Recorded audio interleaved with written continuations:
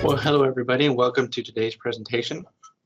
Our presentation is titled Latina STEM Closes the Gap, and this is a part of the River Speaks 2020 Fall Social Justice workshops.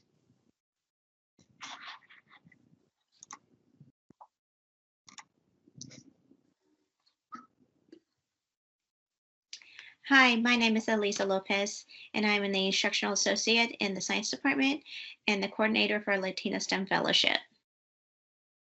My name is Pedro Portillo. I've been here at Tarrant County College for about 15 years, working in many capacities, academic advisor, accounting tutor, worked as a coordinator for a male mentoring program, and I currently work in the registrar's office. So on the subject of social justice, I think that a lot of us that are here working at Tarrant County College are probably working here because one, hopefully we believe in the vision of what the community college is here to do. Now, I'll admit to you, when I first started at Tarrant County College, it was really just a job to help put me through school. And then as I was in school and learning more and even working with students, you come to realize, doing the research that the mission of the community college is to serve the community. We are this community's college. And I totally buy into that vision. And that's why I'm staying here at Tarrant County College is, to really identify the individuals that are in our community and try to, help them progress and move forward. So the presentation we're going to talk about today focuses on the Latina STEM Fellowship and how it's, closing those gaps and providing that social justice to members of our community. But that program itself is founded on a framework of these researchers that you see here in front of you, Laura Rendon, Terrell Strayhorn, and even some of the research I did on familismo. So validation theory, which we will touch on more in depth in a minute, really gets at the heart of providing validation for students, that pat on the back, that letting them know that they're important, that they are a person, not just a statistic for us. And Terrell Strayhorn goes even deeper into creating that sense of belonging, because really students, when they come here, they want to feel welcomed. That's why they're here, which kind of leads into the familismo idea, taking sense of belonging one step further, and not only a community that I belong to this community, but that this really is my family. So that's some of the research that grounds the creation of the Latina STEM Fellowship, which we will talk about. So Dr. Sofia Garcia, again, getting involved with the community. She's homegrown, Fort Worth native. And talking to the community, she identified that there was a need. She saw this gap of young ladies going into STEM fields. And doing her research, she even found that, yes, even though maybe women do go into STEM in college, when you look at the percentage of them that actually continue on into industry, working in those STEM fields as engineers, et cetera, the numbers weren't so, didn't paint a good picture. So, in speaking with the community, speaking with members here at the Tarrant County College, they did go after a grant, the Governor's Merit Program. And that grant really liked the idea. It's like, yes, we will fund a program that is going to help promote and close the gap for young ladies. And what that does is it creates a pipeline, which Lisa will talk about. So it created a pipeline for young women who are interested in STEM. And so it was a need and something that needed to be filled. And so especially out in the community. And so having this pipeline would help women get into obtaining these STEM degrees and these STEM careers. And so that's why Dr. Sofia Garcia had created this fellowship. It had originally started out as a camp, but then it grew more than that afterwards. This Latina STEM Fellowship is being supported by our near peers, professionals, and even each other for the students that are a part of this program that are going on this journey and obtaining STEM degrees and careers. Yeah, and I think a part of that pipeline, it's also that pipeline is also created with the collaboration efforts that we have with other external stakeholders.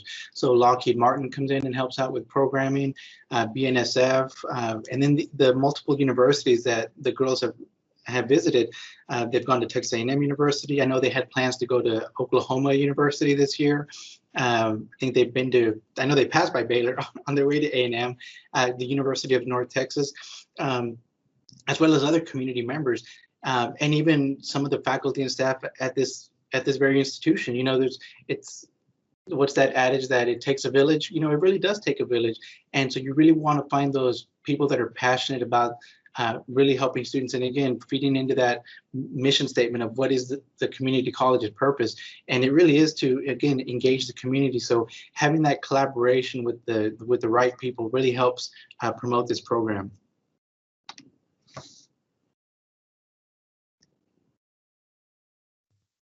So the mission statement for Latino STEM Fellowship is to support young women interested in science, technology, engineering, and math through skill building, career exploration, education planning, and mentorship. And so those four become the pillars of the program, and those pillars expand to different learning opportunities. So each of these opportunities fall under those four points.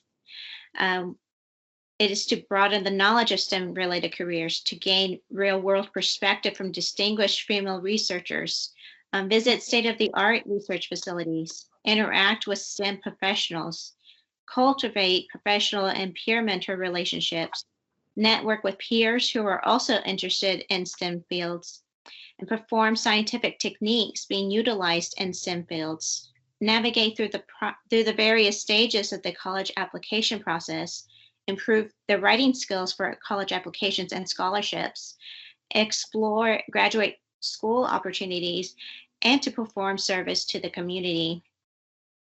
So all of these, are things that are becoming tangible for the students who are applying to this program and who are part of this program. The skill building, it helps them obtain those tangible skills to make themselves be good scientists and researchers. And with that, it increases their confidence and helps build their resume so that if they were going after an internship or some sort of program or even an advanced degree, they have those skills listed on their resume. For career exploration, it exposes the students to different types of careers as opposed to, there's doctors, there's lawyers. So to be a scientist, they can research about anything that they are that's out there.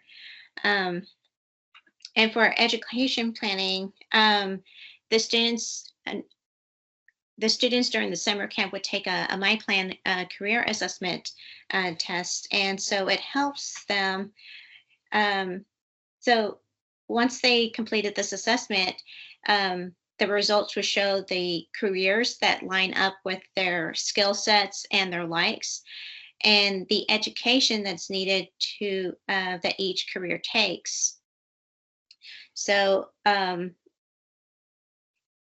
way they can start planning, map out what their end goal is of what kind of career that they wanted to obtain. And so once they, write down what they have, then they kind of look at what they're taking currently.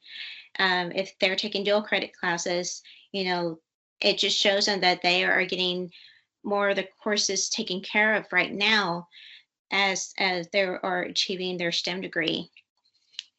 And also that for mentoring, it's not just by professionals. And it's not just with Dr. Sofia Garcia and Dr. Iris Duarte and myself. We have near peers coming in to like students who are around their age, college students who are around their age, and they talk about their experiences. In previous years, they would take trips down to Texas A&M and other universities, and they would have the students come have lunch with the LSF students, and they just talk about what it's like to be a female in a certain degree, STEM degree.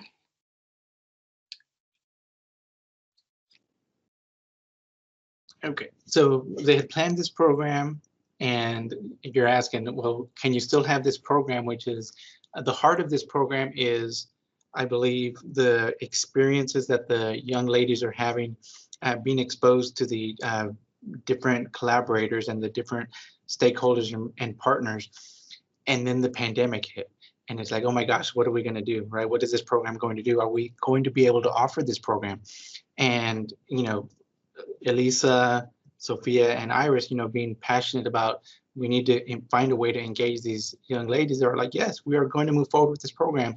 So it was okay. Well, let's get creative, and how can we still have a hands-on approach, where the girls are doing things, and it's just not everything being virtual and manipulating things on the screen, but actually getting their hands dirty, because that's what science is all about, right? When you think about science, it's like, oh, okay, I'm going to dissect something, or I'm going to mix these chemicals together, or with engineering, I'm going to build, some robotic thing. So you got to really get your hands in there and do something. So it was being creative in that capacity. And Elisa will talk about some of those hands-on approaches in a minute. And in the end, what we're trying to do is, again, create this sense of community with these young ladies, so that they can interact with each other and get to know each other. Because at the end of the day, what we want is for them to bond here, and for those bonds and friendships to continue. And that's why this group, maybe I think it's what Elisa alluded to earlier, at one time it was called a camp, and you think of a camp, it's okay, I'm going to come during the summer and then I'm done and I wash my hands of it. Turning it into a fellowship, it becomes a community of, you're all, once you're in, you're in till death, right? There's no way you get out of this fellowship. So how do we create that, right?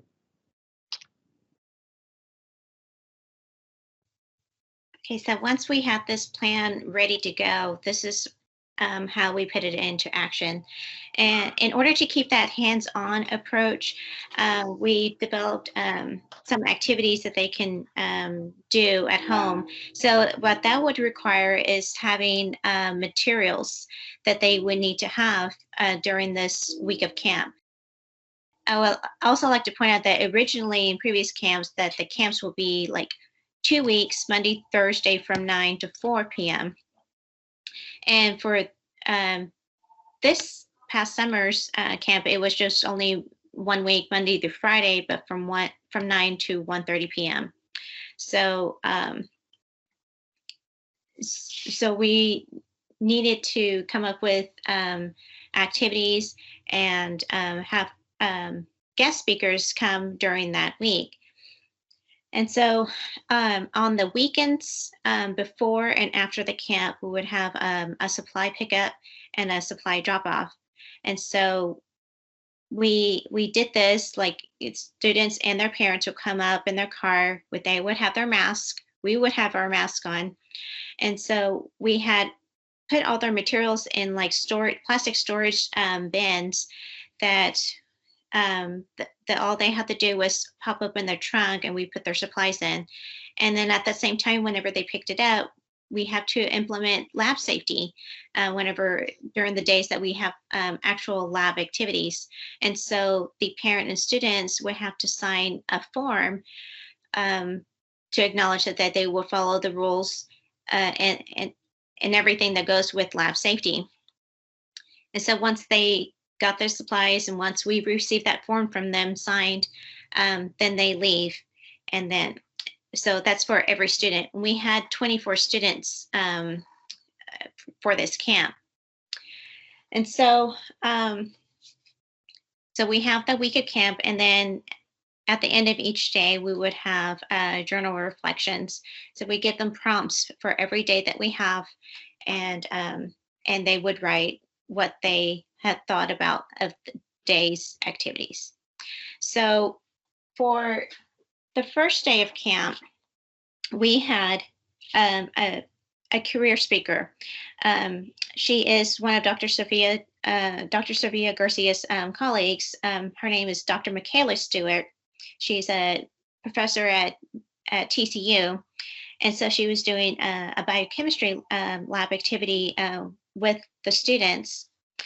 And before she got into the lab activity, she kind of gave a presentation about herself, what her background was, and how she became interested in science, and what her educational journey was like, and then how she ended up being a professor at TCU. She also gave a tour of, of her lab, of a working lab that they have at TCU. So it was just a brief 15-minute tour that the students got to see, even though they can't be there in person. They were able to see of what a lab looks like. And so we have here one of our students having her materials for this biochemistry activity involving how albumin, which is another word for egg whites, react to different chemicals such as like lemon juice, rubbing alcohol, silver nitrate. And so this is an example of one of the students preparing her experiment so that she can see the different reactions. On day 2, we had a panel of medical students from the TCU Medical School. And so this was a really great opportunity for our students to interact with women medical students. And so what we implemented in Zoom, which was our platform that we used for the camp, we utilized breakout rooms. And so each medical student had a group of girls. And so they also gave, talked about how, what they wanted to be when they had grown up, and what their educational journey was like. And so this gave them the students also the opportunity to ask them questions. And so it was kind of a back and forth type of thing with a Q&A that they have with the medical students. And later that day, they had an anatomy lab, so they got to look at a dissected kidney. So so that way they know how a kidney functions, and not only just how it functions, but also naming the different parts of the kidney and how each of those parts contribute to the overall function of the kidney. On day 3, we had a physiology lab. So this was they examined simulated urine. And so they learned different skills on how to use a hydrometer jar to determine specific gravity of urine. They also use a pH strip to determine the pH, whether it's basic or acidic. And they also tested for glucose and proteins. This was half of the overall experiment that they got to do. Back in September, they got to have another opportunity to examine their own urine. So they applied the skills that they had learned from the summer camp and applied it using with their own urine last month. And they really did enjoy that activity. That same day for that simulated urine analysis, they had near-peer mentors. We had 5 near-peer mentors. They are college-age students that are juniors and seniors. 3 of them were former Latina STEM Fellowship students. And right here in the picture in the middle, you see her name is Amy Trejo. She was in Latina STEM in the first cohort back in 2016.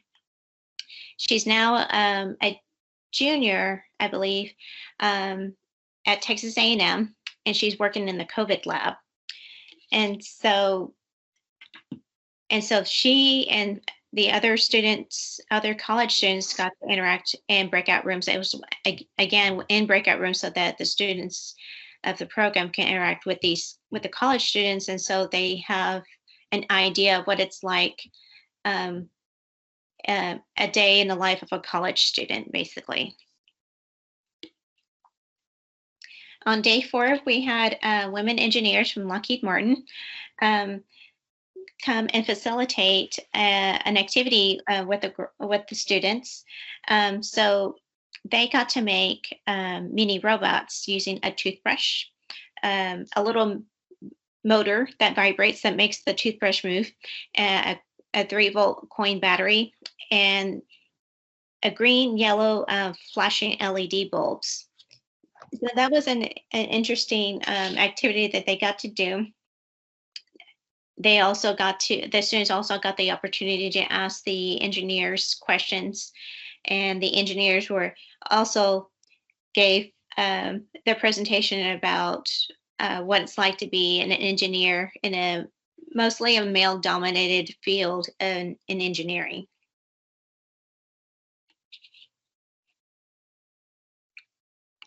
So at the end of the day, the students would write a journal reflection. They were given prompts for each day. And so next couple of slides, they're examples of some of the students of what they had written. With the exception of day one, they had a journal at the very beginning of the day, just to prompt them to ask them, like, what are you expecting out of this program throughout this week? And so this journal entry says that she had friends that are part of the program, and so they told her, how much fun and engaging and informative of an experience that they had, and so that's what prompted her to apply for the first time this year. And so what she had hoped was to gain knowledge on more types of STEM careers.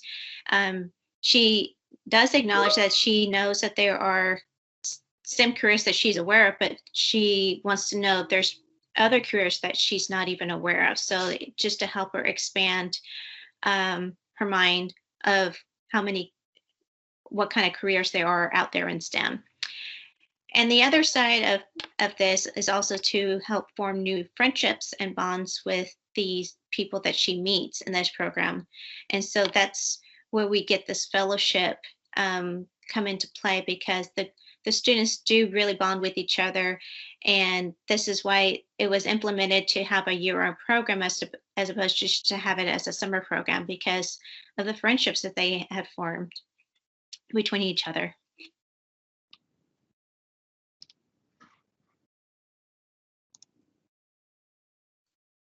And so this journal reflection was the end of the first day. So this student has never done a biochemistry lab before. And so she now knows that being a scientist can be a lot of fun than what she had previously thought. So we know that, being a scientist can be a very rewarding a career to consider.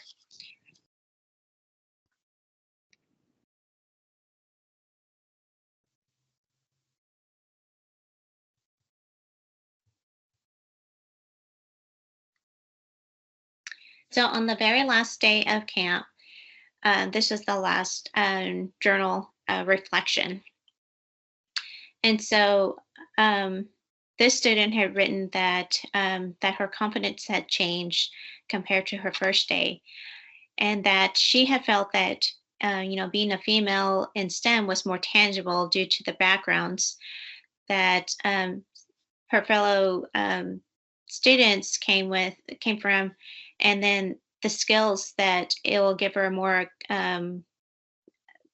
will help it be more competitive for future opportunities.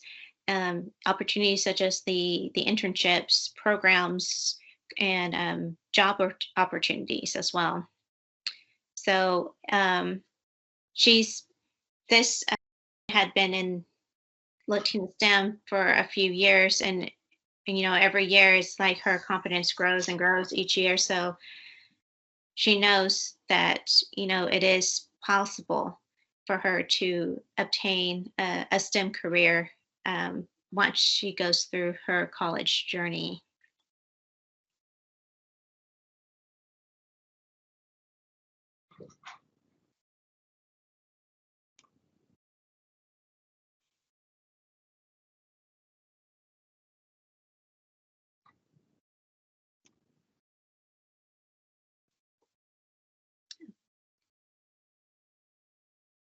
It's not playing, Pete. Or Okay, so before I play this video, I need to preface it by telling you what you're about to see. So Telemundo found out about our Latina STEM program here at TCC, and they wanted to do a piece on it. So the piece you're about to see is that they interviewed Dr. Sofia Garcia, so she's going to be talking. It is in Spanish, so I'll come in at the end and let you know what happened there as well.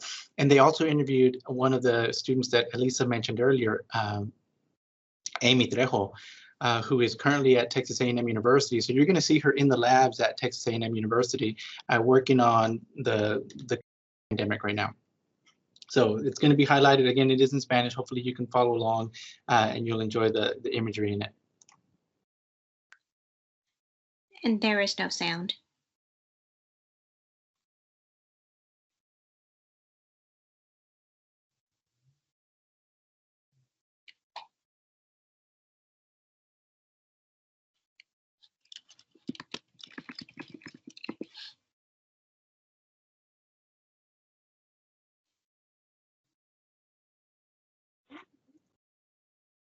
No sound? Okay, let me try this again.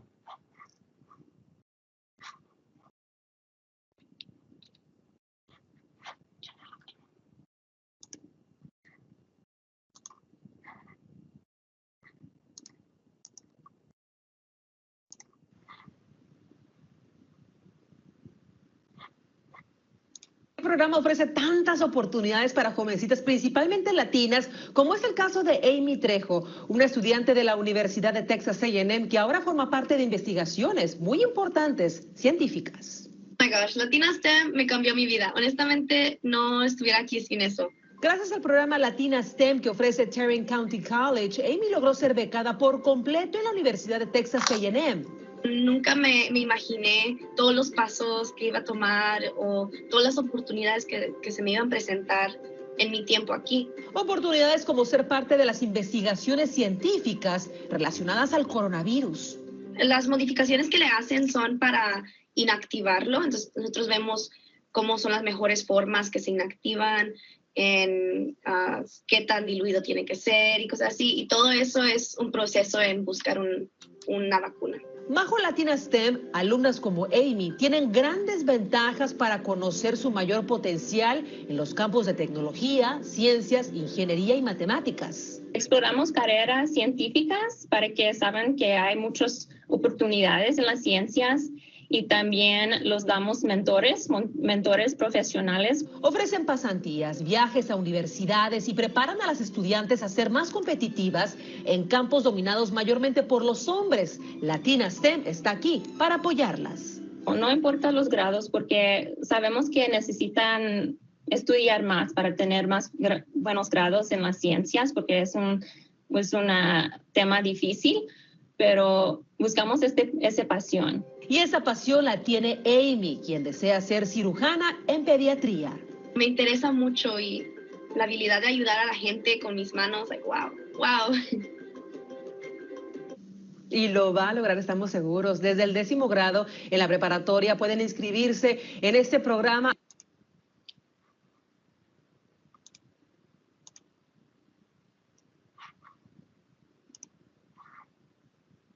Okay, so hopefully you were able to follow along. But again, you know, it showed Amy working in the labs at Texas A&M, working on COVID research, and then Sophia was just highlighting the program, and then there was, you know, some pictures there. And so, yeah, Amy was in one of the very first cohort. And another good thing about this fellowship, you know, Amy continued in the fellowship, I think maybe 2 or 3 years in, and just being able to see these young ladies grow and mature and have their confidence just grow. It's a really neat thing to see. So here in this slide, we're talking about connecting the dots and validation, and that's what Laura Rendon talks about is validation. How do you validate the students that are here? How do you make them feel welcome and let them know that, yes, you are a first generation student, and whatever community you come from, whatever that means to you, you still belong here. You're a part of this. You can be a part of this community. And that can come from both near peers. So, them interacting with other students such as Amy or the other students that were highlighted in the program, or exemplars. And exemplars is just a fancy word for role models. Them coming into the room and seeing, faculty of color, other ladies as well, when they see Sophia and Iris, now seeing that role model, I think it gives this sense of, if I can see it, I can be it. And it gives them that confidence that, what, I can do that too. Dr. Garcia mentions whenever she introduces herself that she's a first generation student as well. So again, making that connection to these students, really helps out. And then familismo. So again, that's just creating this, sense of family. So again, taking that sense of belonging really just to the next level and really developing these friendships and these bonds, tearing down any barriers that are there. And I'll tell you, as a first generation student, when you come to a community, when you come to university or any higher ed, the administration, any professional on campus really seems unapproachable. I don't know why, but there's this barrier, there's this, fear that, oh, I'm bothering them. So with these programs such as this, we're able to knock down those barriers. So, what, we're just people like everybody else. Yes, people have fancy titles and they have their degrees, but at the end of the day, we're all human here and we're all family. And I think that's really what's at the heart of this program, is trying to talk to them at that family level. And the big impact that it's having on the community. As you can see, Amy's now doing research on COVID. So hopefully, they find that cure and they can give that to us pretty soon. And so since Latina Fellowship Program is part of TCC, it is fulfilling 2 of its 3 goals for the college, that it is student ready. It is a student ready for college, and it serves the community. And so this community, the program helps support high school female students attending public, private, and charter schools in the area. Okay, so tips on closing the gap. So what is the takeaway from today's presentation? We think that one of the main things that this program is doing is it is providing exposure. And so, one of the best ways to provide exposure is to provide advertisement in this. So for this program, we have posted flyers all over the TCC campuses. I've emailed 8th grade and high school counselors to pass along the program information and applications for their summer camp. Yeah, and then continuing with providing exposure, I think in one of the first years, Dr. Candace Torres here on campus shared her study on ants, so it's just knowing that, you can study ants and that's a thing. So it's, some of those things that you didn't even know that were out there. So just providing many opportunities to these students, fostering a sense of belonging. Again, talking to these students and, building those relationships is really at the heart of that, making them feel welcome, like they belong, like they're a part of your family. I think, typically, whenever this program starts, there is an orientation, and the big thing with this community is you want to get the parents involved. So it's an evening orientation. The parents are invited in, and Dr. Munoz, if anybody knows Dr. Munoz, y'all know he was big on feeding people, so they would, make it a banquet, and it was really creating a family environment. Another tip is to be a champion for the students. An example that I had for this was that back in February, Dr. James Conway, who's the instructor in history, had asked me if I can talk to his 3 of his classes were tabs. And so if I can come into his classroom during those times and speak to the students about, about the program. And so even though Dr. Conway, he teaches a non-STEM subject, he is a champion for his students who are interested in STEM. And so for those of us who are in STEM, we should also be a champion for students interested in non-STEM related fields. So it's kind of like, helping each other out and helping our students be successful in what it is they want to pursue, whether it's STEM related or if it's non-STEM related. Yeah, and another tip I would say is to be authentic. Students are going to see through it if you're not. So be authentic, come with an open heart, come, even if you're not familiar or don't know, just let that be, let people know about that up front, right? You learn as you go, as a faculty mentioned earlier. Sometimes, we're thinking that, oh, we're teaching the students, but at the same time, there's things that we could learn from them. So again, that's got to be this exchange of, of relationship building. So be authentic, and then validating experiences. Again, we're going to go back to that. So how do we validate some of these students, right? I believe it was last year, we put in a presentation to share the Latina STEM Fellowship at a conference. I think it was the American Association of Hispanics in Higher Ed, and we took 2 students with us. I don't know if they're in the picture that's coming up next, but we took 2 students with us, and we asked them. I think they were 16 and 15 at the time. How would you like to go with us to a national conference in Los Angeles, California, to talk about the Latina STEM Fellowship? And oh my gosh, they were so excited about it. They had to apply for it. They had to write an essay on what they wanted to get out of it. But then, how many students can say, I've presented at a national conference? And so that's, again, validating these students to let them know that, what, your voice, it's important, and you do matter. So lastly, we'll leave you with this. The girls, the young ladies saying thank you for supporting this program, and gracias.